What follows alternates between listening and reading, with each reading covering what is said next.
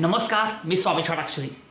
आज आपण सुरुवात करणार आहोत एका चॅप्टरला, ज्या चॅप्टरचं नाव आहे introduction to the polymer chemistry. चॅप्टरचं नावच आहे introduction to the polymer chemistry. आता पॉलिमरबद्दल आपल्याला बोलायचं आहे. आपण ज्या भागाबद्दल या ठिकाणी बोलणार आहोत त्या भागाचं नाव आहे पॉलिमर. ओके, आता पॉलिमर म्हणजे काय या सगळ्या गोष्टी आपण पहिल्यांदा जाणून घेऊयात. एक लक्षात घ्या, पॉलिमर शिवाय आपण जगू शकत नाही. पॉलिमर हा आपल्या जीवनाचा एक अतिशय महत्त्वाचा भाग झालेला आहे, हे पहिल्यांदा लक्षात घ्या. सकाळी उठल्यापासून रात्री झोपेपर्यंत आपण कोणत्या कोणत्या ठिकाणी पॉलिमरचा वापर करतो नीट लक्षात आणा, म्हणजे कळेल तुम्हाला पॉलिमर शिवाय आपण राहू शकतो का राहू शकत नाही. उठल्या उठल्या आपण ब्रश करतो, तो जो ब्रश असतो तो पॉलिमर आहे. आंघोळ करताना आपण तांब्या वापरतो किंवा मग वापरतो, बकेट वापरतो, ते पॉलिमर आहे. जेवत असताना आपण प्लास्टिकचा ताट वापरतो, ते पॉलिमर आहे. अहो, पॉलिमर शिवाय आपलं जगणं आता कठीण झालेलं आहे. म्हणून दैनंदिन जीवनामध्ये in our daily life polymer शिवाय जगणं हे अशक्य झालेलं आहे. It is not possible to survive without polymer. मग आता पॉलिमरमध्ये कुठल्या कुठल्या गोष्टींचा आपण वापर करतो हे पण आपण लक्षात घेणं फार महत्त्वाचं आहे. आपण आपल्या दैनंदिन जीवनामध्ये वेगवेगळ्या प्रकारच्या पॉलिमरचा वापर करतो. आता मोबाईलमध्ये मी शूटिंग करतोय, तो मोबाईल प्लास्टिकचं त्याचं कव्हरिंग असणार आहे. ही पेन आहे, हे पण पॉलिमर आहे. समजतंय का? अहो, किती उदाहरणं सांगायचे, ढिगारा उदाहरणं आपल्या समोर आहेत. समजलं का? आणि म्हणून या ठिकाणी एक वाक्य आपण लक्षात घ्यायचं की आपल्या दैनंदिन जीवनामध्ये या पॉलिमरचं अतिशय मोठं योगदान आहे, ते आपल्याला विसरून चालणार नाही. तरी पण कुठले कुठले पॉलिमर आपण वापरतो? नंबर एक नंबर एक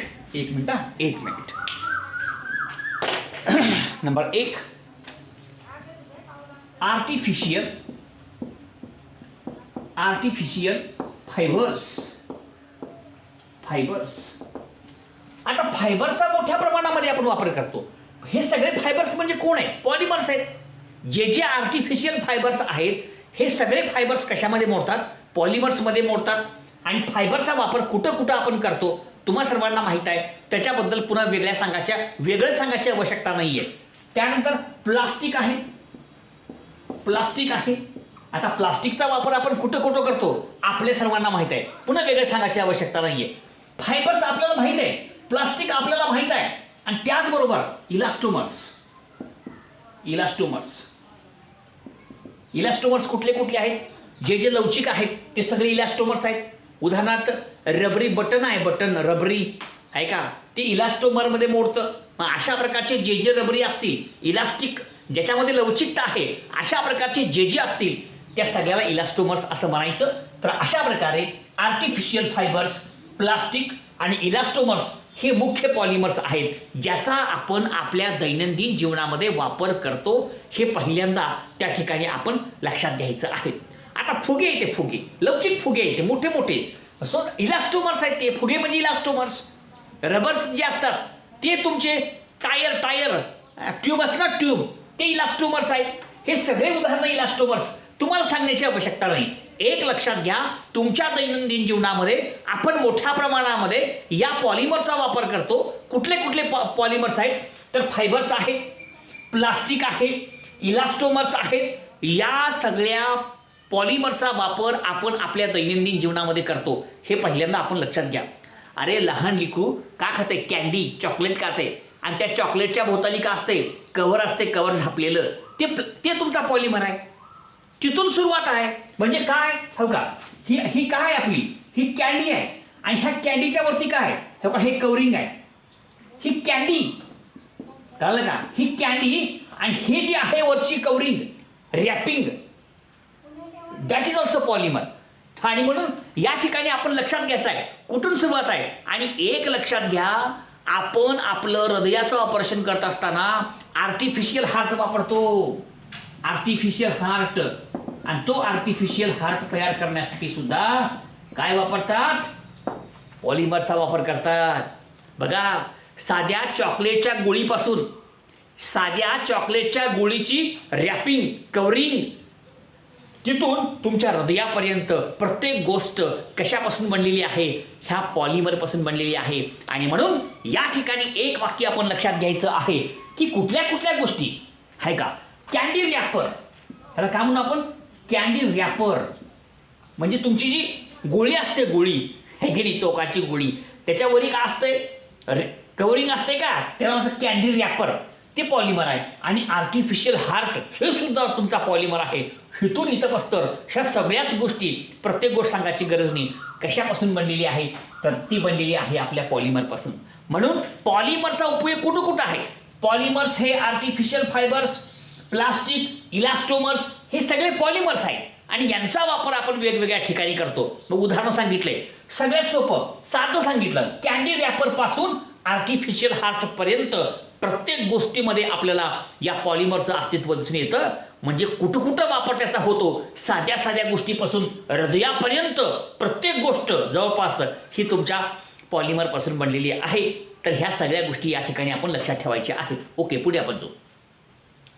आता पॉलिमर म्हणजे नेमकं काय, पॉलिमर नेमकं कुणाला म्हणतात, ह्याला आपण सुरुवात करूयात. पॉलिमर म्हणजे काय, पॉलिमर म्हणजे मोनोमर पासून तयार होणारा एक मोठा molecule, macro molecule, giant molecule. व्याख्या आपण करूयात.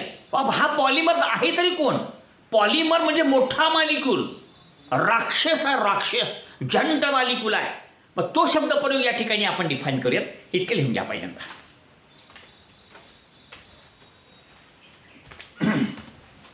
ऐका, नीट ऐका व्यवस्थित, प्रत्येक गोष्ट नीट ऐका. अतिशय सोप्या गोष्टी आहेत, फक्त व्यवस्थित समजून घ्यायचं आपल्याला, दुसरं काय काय सांगायची आवश्यकता नाही. आता प्रत्येक शब्द थोडक्यात तुमच्यासमोर मी डिफाईन करतो. आता पॉलिमर म्हणजे काय तो शब्द डिफाईन करू. नंबर 1, पॉलिमर हे काय, मॅक्रो मालिक्यूल्स आहेत. मॅक्रो म्हणजे मोठे molecules.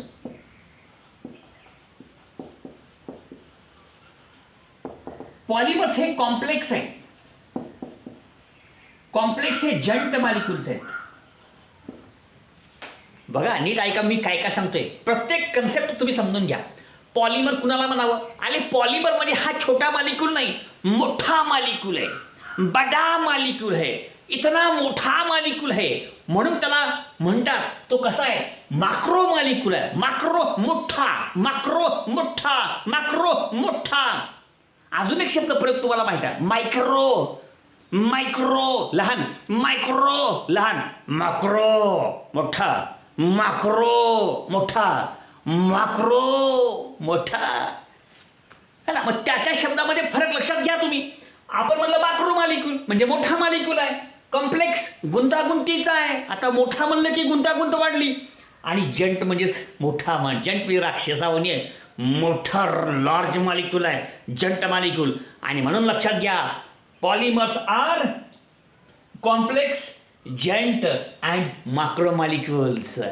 Polymers are complex, giant and macro molecules. Polymers are complex, giant and macro molecules. आणि हे कशापासून बनलेले आहेत, एका छोट्या घटकापासून. त्याला म्हणायचं मोनोमर. बघा, made from monomer. Monomer, that is called as the repeating unit. That is called as the repeating unit. झालं, संपलं. बघा आता पॉलिमर म्हणजे काय, पॉलिमर हे मॅक्रो मालिक्यूल्स आहेत जे कशापासून बनलेले आहेत, मोनोमर पासून. कशापासून बनलेले आहेत, रिपीटिंग युनिट. थोडक्यात मी तुम्हाला सांगतो, मोनोमर पासून बनलेला एक मोठा मालिक्यूल, मोनोमर पासून बनलेला एक मोठा molecule, complex molecule, giant molecule, that is called as polymer. So polymers are complex, giant and macro molecules made from monomer or repeating unit. Monomer पासून बनलेला, रिपीटिंग युनिट पासून बनलेला एक मोठा मालिक्यूल, एक बडा मालिक्यूल, एक macro molecule, complex molecule, giant molecule, त्याला म्हणायचं polymer. So polymers are complex, giant, macro molecules made from repeating unit called as monomer.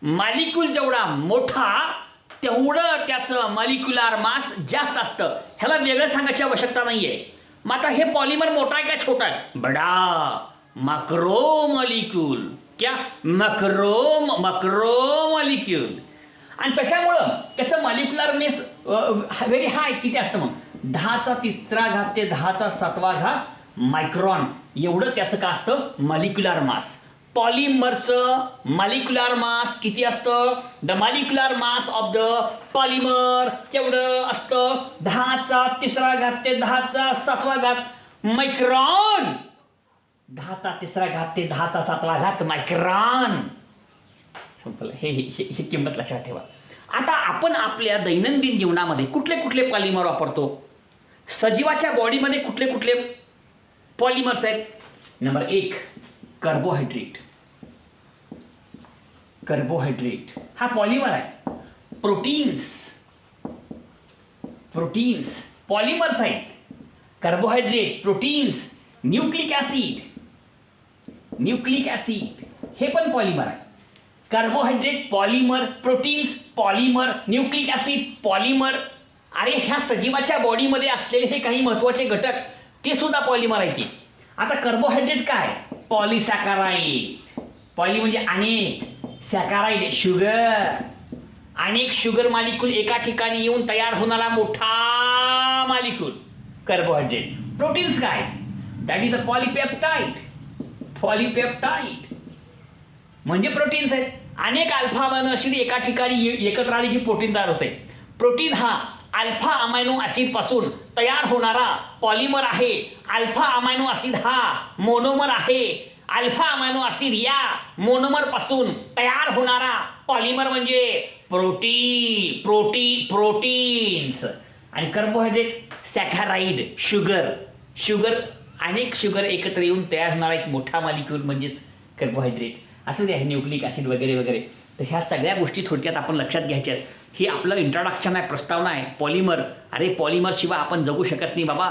पॉलिमरचं महत्त्व फार मोठ्या प्रमाणामध्ये आहे आणि त्याचं महत्त्व कसं आहे ते महत्त्व या ठिकाणी आपण थोडक्यात समजून घेतलेलं आहे. तर ह्या सगळ्या गोष्टी आपल्यासमोर आपण समजून घ्यायच्या आहे. ही संपूर्ण माहिती आपल्यासमोर आहे. लाईक करा, शेअर करा, सबस्क्राईब करा.